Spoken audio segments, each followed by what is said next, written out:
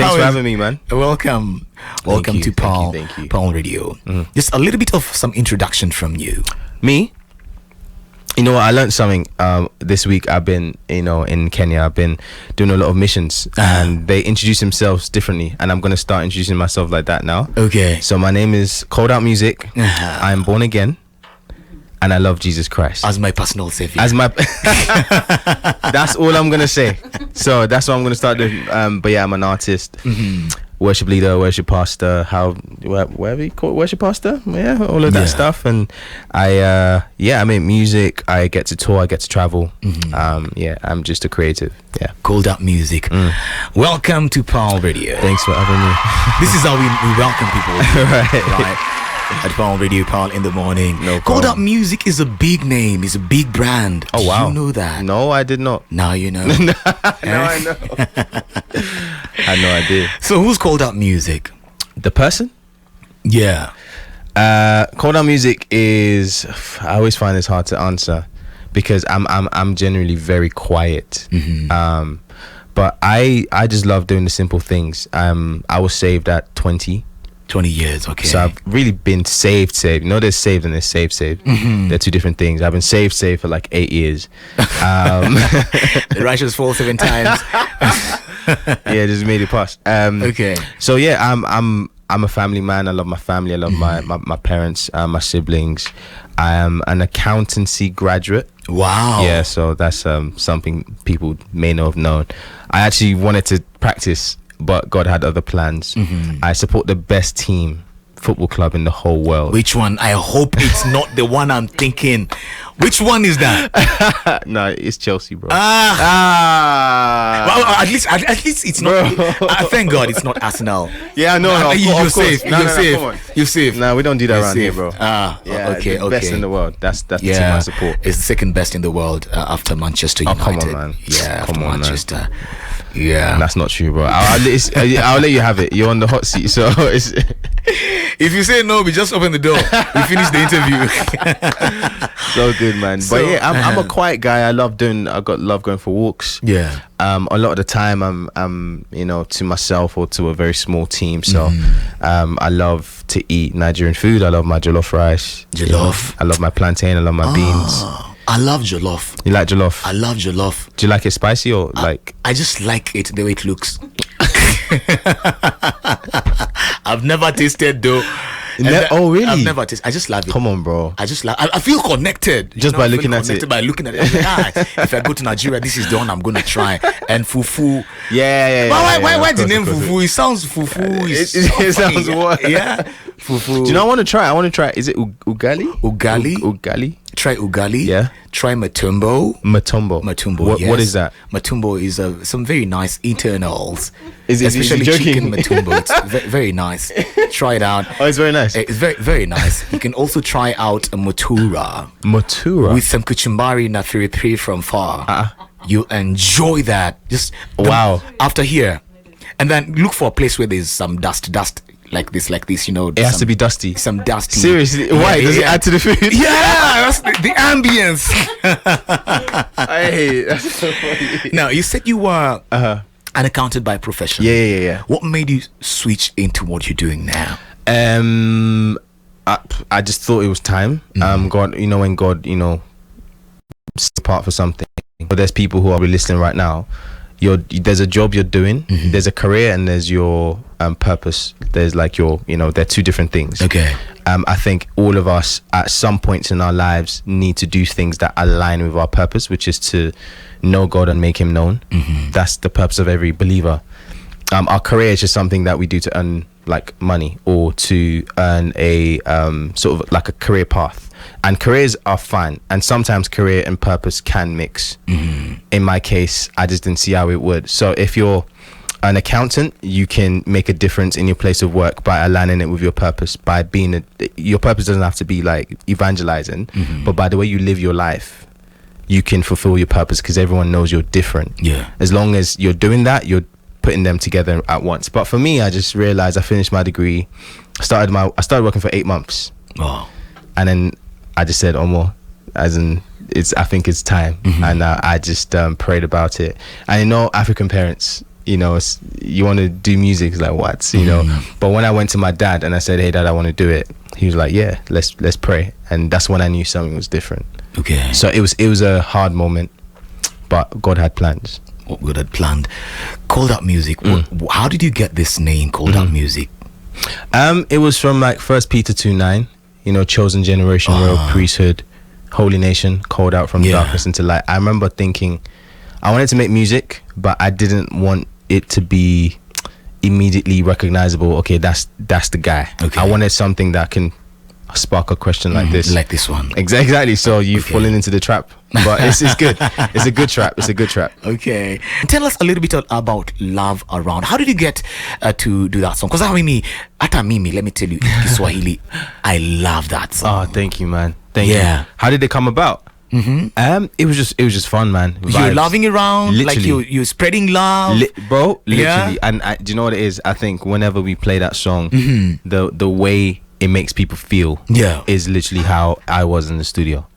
So it's a song that made me so happy, and I'm glad to hear that it's brought her through some tough times. So I really thank God for that. How do you write your music? There's no set way. I think it's just I just like to be inspired though. I don't like to just write anything. So I make sure I'm inspired first. But yeah, that's pretty much it. There's no like method to it. But the lyrical content is very important to me. What I'm actually saying. Like I actually want to say something. I want to sing a song and you leave with something tangible. Does that make sense? Yeah. So that's my main focus whenever I write any song. So how do you write it? Because I know there's somebody out there who wants to do a song, write a song like me, because I'm also you're an artist. Are you an artist or the artist? Which one? I have the heart. I have the heart, and the art is the issue a little bit. Okay. Because maybe, do you record your song? Do you hear a voice? Yeah. Do I hear a voice? Yeah, like from God. Yes, or a lyric, and you just sit down and you record. It always. So I've written a song in every type of way. I've written a song where I've dreamt it. And I've just woken up and I've just ran to my computer and just recorded the whole thing. Okay. I've had songs where I haven't finished it for 6 months because I'm stuck on a line. So it can come in different ways, and it's okay. However long the song takes, however quick the song takes, just make sure you have a message in it. Something I started doing as well is freestyling. Okay. So I won't write anything. I'll just turn the mic on, and whatever melody comes to me first, I record. Whatever word comes to me first, I record. I don't think too much about it. Okay. Because as creatives, you can be very critical. Yeah. You like, oh, this line doesn't make sense, that line doesn't make sense. Like, nah, just let it flow. Yeah. But I would always say let it flow. If you're sort of living the life of faith, then it will flow easier, because you're living something that's coming out from your heart. So it's, out of the abundance of the heart, the mouth speaks. Absolutely. So it's like when I just turn the mic on, by the grace of God, I'm able to just say things that I'm living or experiencing. And then that way I can, there's different ways. And I'll say to every creative, push yourself to try and be creative in ways that you've never done before, because that's where you can experience growth. Yeah, because there's a friend of mine who's called Daniel Anunda. Every time is that he writes a song, he gets a song while asleep. Right. In the middle of the night, around 3 a.m. And 3 a.m., not 3:05. Yeah, okay, I'm like, he's like, this song is so nice, it's so good. But the energy to get out of the sleep and record, I feel you. It's like, is it by force? Is it by force? I feel you. So there are different ways that somebody can get ways, man, to write their songs. So many ways. Now, before we get to how you've managed to keep your salvation in this particular industry, there is this tendency for musicians or artists, especially gospel artists, getting a secular beat, a secular rhythm, and putting it into a Christian song. I have a friend of mine also who's done the same. That's why I was asking, how do you write a song? Because you listen to this beat and you're like, I know this song. I've heard this song somewhere. Exactly the way it sounds. Are beats born again, or is it okay to just use any kind of beat? To be honest with you, I have a slightly, I might have a slightly different belief from most people. I think number one, there's freedom in Christ, and number two, anything can be used to glorify Christ. But then on the other hand, it's a situation of I wouldn't do anything that can deviate from the message I'm trying to pass on, right? So what I mean by that is if there's a song that's so very known for being a certain message that is maybe filthy or derogatory or insultive, or just like a obviously not just secular, because there's some secular songs that are just good music, but a song that's very obviously worldly, right? If I use that beat on and try to put Christian lyrics on it, it's not like God won't be glorified. It's just that there's some people who just tune off because they can't listen to your message. You know, like Paul said, I can be many things to many people for the sake of the gospel. So I would not want to do anything that can stop somebody accepting the message. And if that means not using a beat that is so obviously known for being a worldly song, then I won't use it. But that's just my opinion. However, I've seen cases where that has been effective. So it's interesting because God knows each and every one of us, and I feel the gospel is for everybody. There's some people who got saved because they heard a very obvious worldly song, but it had different lyrics, and they were like, "Oh, what's this? I really like this." And I know people who do it very effectively, but my tendency would be to not do that, just for the sake of the people who I might lose out on, and people who might just be confused, like, hold on, this is like a worldly song but he's singing Christian songs. Like it can be confusing, but I've seen cases where it's been done effectively.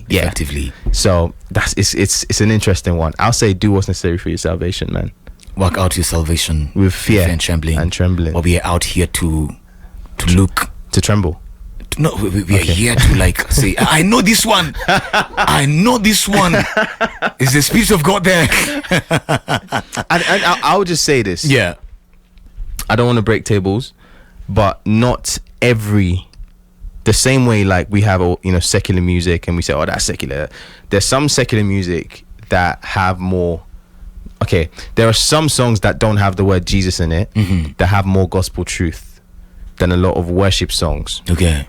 And I say that because not every worship song actually glorifies Jesus Christ. Not every quote unquote worship song. There are some worship songs that are just about self, about me, what I'm gonna get. And there are some songs that don't even have the word Jesus in it explicitly, but there are songs of submission, songs of self-sacrifice, songs of total dependence on God. So it's like we need to be wise in both ways, because sometimes there's this trend of certain people looking down on other people who make a different sound or a different genre as, okay, that's not Christian. Meanwhile, anything that has, those worship pads, it's that's Jesus. Like, it's not always the case. There are some things in our Christian circle spaces right now that are very unbiblical. So we need to be wise. We need to test out all things. That's what I would say. 96.9 FM Pearl Radio.